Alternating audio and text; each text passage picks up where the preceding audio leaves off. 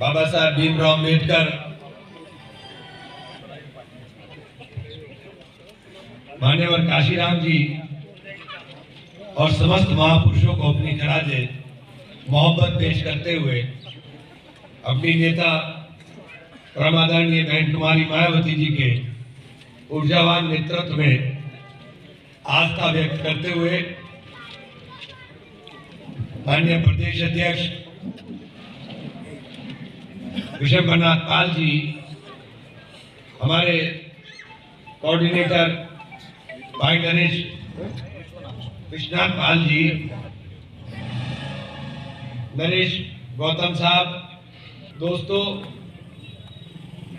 माननीय प्रदेश अध्यक्ष जी ने भी बहुत विस्तार के साथ बात को रखने का काम किया और ये कैडर की जो मीटिंग है और जो बूथ कमेटियों का समीक्षा का कार्यक्रम पूरे प्रदेश के अंदर चल रहा है। हमारे पास वो तंत्र नहीं है कि हम अपनी बात को बहुत आसानी के साथ पहुंचा सकें। उसके लिए जरूरी है कि हमें पार्टी के कैडर को, संगठन को इतना मजबूत करना पड़ेगा कि हमारी बात को, जो हम कहना चाहते हैं, जो हमारी नेता पहुंचाना चाहती हैं, वो बात जन जन तक पहुंचाई जा सके। और उसके लिए ये जो कैडर की, जो बूथ की जो इकाई है, ये सबसे मजबूत कड़ी है और ये मजबूत जितनी होगी, संगठन उतना ही मजबूत होगा। और कोई भी चुनाव बिना इस कड़ी को मजबूत किए चुनाव जीता नहीं जा सकता। चुनाव आपके सर के ऊपर, हालात आपके सामने। आज प्रदेश में जिस प्रकार का माहौल बना है, पूरे देश के अंदर जो हालात है वो आपसे छुपे नहीं।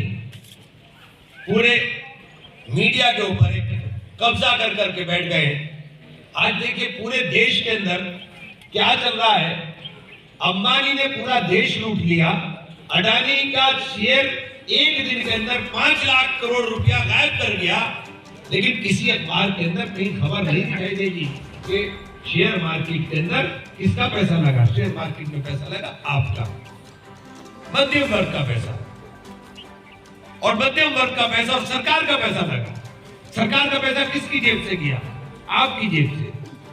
LIC का 36,000 करोड़ रुपया, स्टेट बैंक का 30,000 करोड़ रुपया एक प्राइवेट कंपनी के अंदर लगा दिया और उसका एक दिन के अंदर 5 लाख करोड़ रुपया डूब गया। लेकिन किसी अखबार में, किसी मीडिया चैनल के अंदर एक शब्द, एक लाइन किसी जगह दिखाई नहीं। पिछले 3 दिन से चल रहा है, लेकिन कहीं दिखाई नहीं दे रहा है, क्योंकि इस तंत्र के ऊपर उन लोगों का कब्जा है जो आपको जो दिखाना चाहते हैं, जो बताना चाहते हैं, आप वही समझते हैं। पिछड़ों की बात माननीय अध्यक्ष जी ने की। बैकवर्ड को जो मिलने वाले अधिकार हैं, उसके ऊपर सबसे बड़ा कुठाराघात अगर किसी ने किया है तो इस सोच ने किया है, इस मानसिकता के ने किया है जो सरकार चलाने का काम करती है।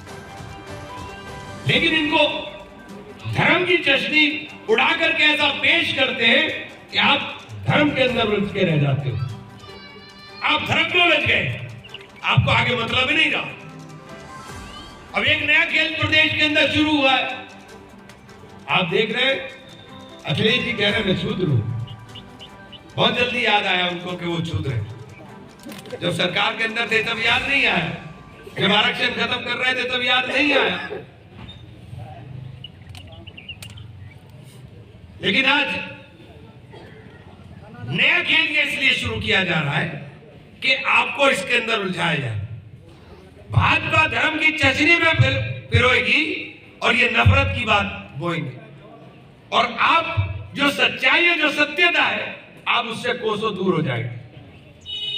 हमारे प्रदेश अध्यक्ष जी ने बड़ी गहराई के साथ जो बताया, काका कालेकर की कमेटी 1952 के अंदर, 1955 के अंदर रिपोर्ट आई। 35 साल के बाद मंडल कमीशन की रिपोर्ट के बाद आरक्षण मिला, और आरक्षण जब मिला तो आपको याद होगा कि आरक्षण के बाद पूरे देश के अंदर हंगामा हो गया और उसके अंदर एक दिल्ली यूनिवर्सिटी के छात्र ने आग लगा ली जिसका नाम कुणाल गोस्वामी था। आप विडंबना देखिए कि कमंडल के नाम के ऊपर मंडल का विरोध करने वाला आग लगाने वाला गोस्वामी, उसे यह पता नहीं था कि तू आग अपने अंदर जो लगा रहा है ये अपने अधिकारों के अंदर भी लगा रहा है, क्योंकि वो खुद बैकवर्ड था, उसको अधिकार मिलना था।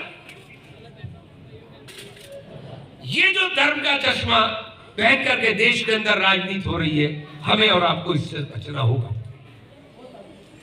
और मैंने बहुजन समाज पार्टी ज्वाइन की, मैंने कभी बहुजन की राजनीति नहीं की थी, लेकिन बहुजन समाज पार्टी बहुत सोच समझ के और पढ़ करके कर। बाबा साहब को मैं पहले से बहुत ज्यादा, क्योंकि बाबा साहब को जो देश के अंदर रहने वाला कोई भी व्यक्ति हो, किसी भी धर्म का हो, किसी भी जाति का हो, जो बाबा साहब के प्रति मन में जरा सी भी दुर्भावना रखता है, मैं उसे इंसान नहीं मानता। आज ये जो हम लोग आजादी का सांस ले रहे हैं, आज ये जो हम लोग बैठ करके मजबूती के साथ अपनी बात रख पाते हैं, या आज जो हम लोग पढ़े लिख करके एक सभ्य समाज की तरफ जा रहे हैं, ये अगर किसी ने दिया है तो ये केवल एक शख्स है, उसका नाम है बाबा साहेब भीमराव अम्बेडकर। बाबा साहेब भीमराव अम्बेडकर ने एक ग्रंथ संविधान के रूप में देश को देने का काम किया, और उसके साथ जब खिलवाड़ होने की बात हो और उसके अनुयायियों का मन उसके अंदर ना खून खौले, तो बात समझ में नहीं आती। आज देश में संविधान को बदलने की बात होती है, देश के उपराष्ट्रपति बयान दे देते हैं 1973 के अंदर, जब संविधान संशोधन के ऊपर सुप्रीम कोर्ट की 13 सदस्यीय बेंच ने फैसला दिया केशवानंद भारती केस में, और वो क्या था केस? वो केस था कि देश के अंदर जो संविधान है उसके अंदर समय समय पर बदलाव करने की गुंजाइश है, लेकिन संविधान की जो मूल भावना है, जो मूल तत्व है, उसके अंदर कोई छेड़छाड़ नहीं होगी। यानी देश की धर्मनिरपेक्षता के साथ, देश में धार्मिक आजादी के साथ, देश के अंदर रहने वाले अल्पसंख्यकों के साथ, देश में अंदर रहने वाले दलितों के अधिकारों के साथ आप किसी प्रकार की कोई छेड़छाड़ नहीं कर पाएंगे। उसके ऊपर बयान देते हैं हमारे देश के उपराष्ट्रपति, एक सोची समझी साजिश के तहत ये किधर देश को ले जाना चाहते हैं। अगर ये नहीं समझोगे तो कल आपके अधिकारों पर कुठाराघात होगा। और इसमें सबसे ज्यादा समझने की जरूरत इस देश के अंदर रहने वाले अति पिछड़े समुदाय को है, अति पिछड़े समुदाय को है, और वो समझ ले। और खास तौर से जो हमारे मुस्लिम भाई हैं, आपसे भी कहना चाहता हूं कि सबसे बड़ा निशाना आपके ऊपर, ये संविधान ने ही आपको अधिकार दिया है कि आप देश के प्रधानमंत्री के बराबर लोकतंत्र के अंदर ताकत रखते हो।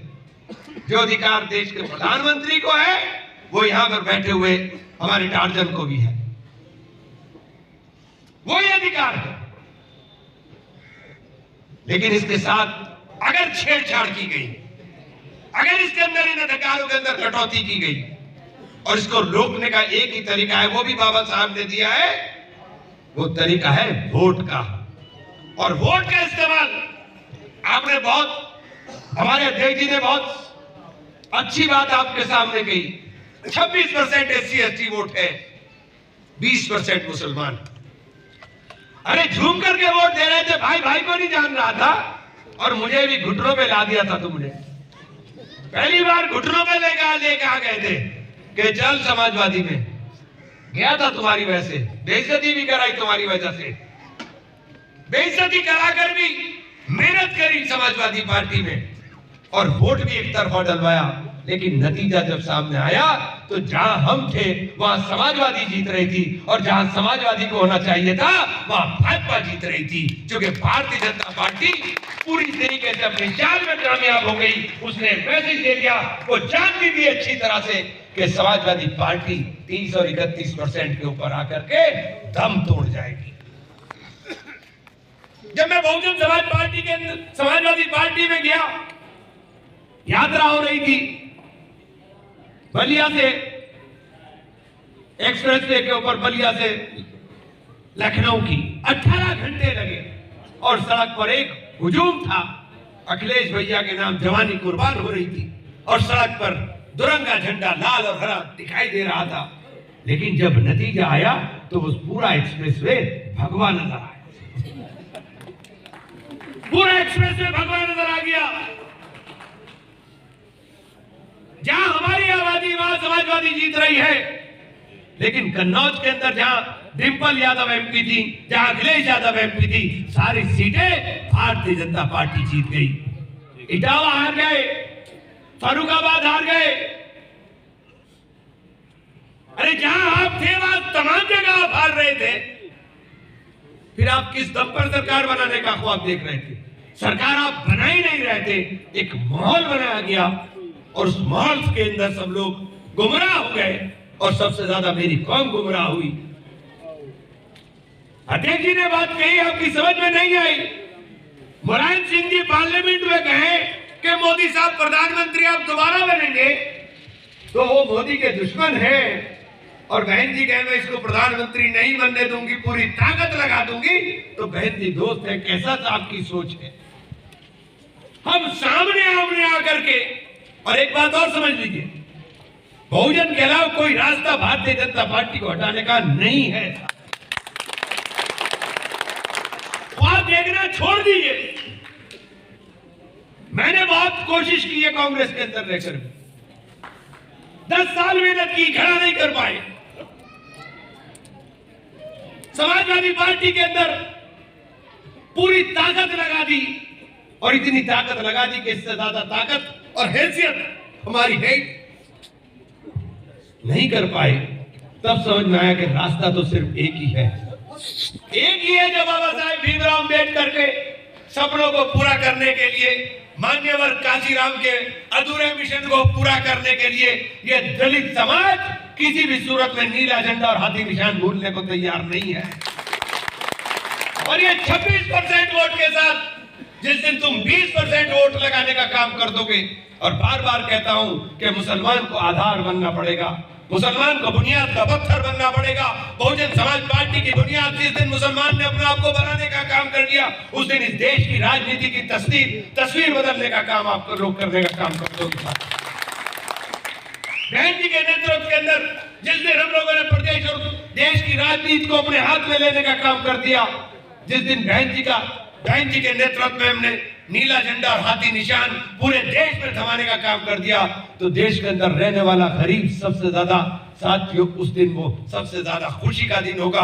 और मैं कहता हूं कि वो सही मायनों में हमारे लिए आजादी का दिन होगा कि आज एक गरीब के बच्चे को भी इंसाफ मिलेगा, आज एक उस आखिरी छोर पर बैठे हुए इंसान को भी इंसाफ मिलेगा। और बहन जी की बात सिर्फ बात नहीं होती है। जब बहन जी की सरकार थी, हम तो विपक्ष में थे, खूब विपक्ष में लड़ाई होती थी, बैठे विधायक जी, लेकिन खेत में काम करने वाला, हाँ भाई, खेत में काम करने वाला छोटा सा बेचारा हाली जो था, वो बड़े बड़े जमींदार को जमीन चढ़ा देता था। इसे कहते हैं सत्ता, इसे कहते हैं ताकत, इसे कहते हैं सत्ता, इसे कहते हैं ताकत। कि चौधरी साहब खेत के अंदर काम करने वाले अपने उस हाली को कहते थे, भाई तू चला जा मुल्लू के पास, भाई तू चला जा दिनेश्वर के पास, तू चला जा नरेश के पास, हमारा काम है, काम हो जाएगा थोड़ा सा। ये है ताकत, ये है सत्ता।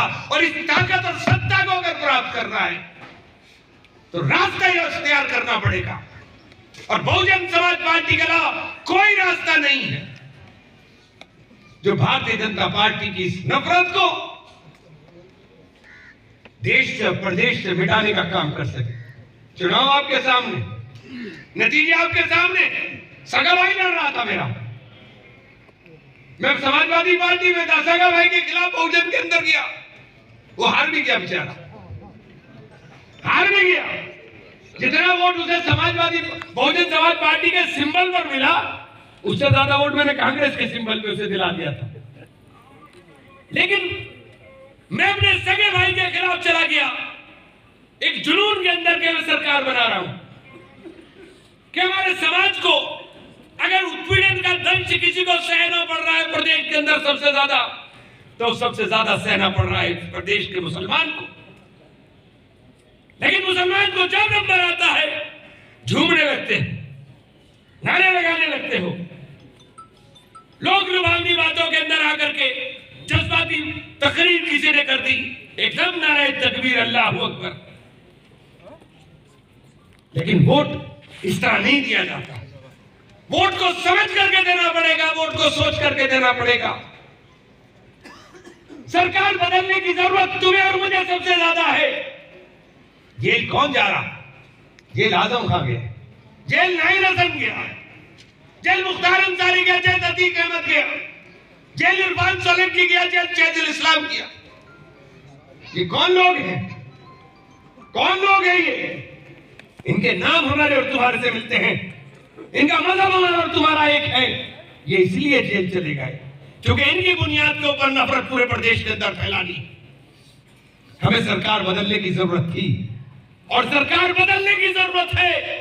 और ईमानदारी के साथ अगर नियत करोगे तो रास्ता बहुजन समाज पार्टी के अलावा कोई दूसरा नहीं। और जिस दिन 40% की राजनीति प्रदेश के अंदर हम शुरू करेंगे, कोई ताकत आपको उत्तर प्रदेश में पूर्ण बहुमत की सरकार बनाने से और देश के अंदर बहन जी के बिना सरकार बनाने से नहीं रोक सकती। 80 सीटों का प्रदेश है, 80 सीटों का प्रदेश है, सरकार नहीं बनेगी केंद्र के अंदर उत्तर प्रदेश के बिना। इसलिए मैं आपसे कहना चाहता हूं कि जरूरत हमें है सरकार बदलने की, अखिलेश यादव को नहीं। जरूरत हमें है। और इस बात के साथ अपनी बात को खत्म करूंगा कि मेरे दोस्तों, भाइयों, अगड़े हो या पिछड़े हो, दलित हो या मुस्लिम हो, अगर ईमानदारी के साथ देश की और प्रदेश की तरक्की की बात करना चाहते हो तो रास्ता सिर्फ और सिर्फ बहुजन समाज का, इसके अलावा कोई दूसरा रास्ता साथियों नहीं है। आप सब लोगों का बहुत बहुत धन्यवाद, बहुत बहुत शुक्रिया।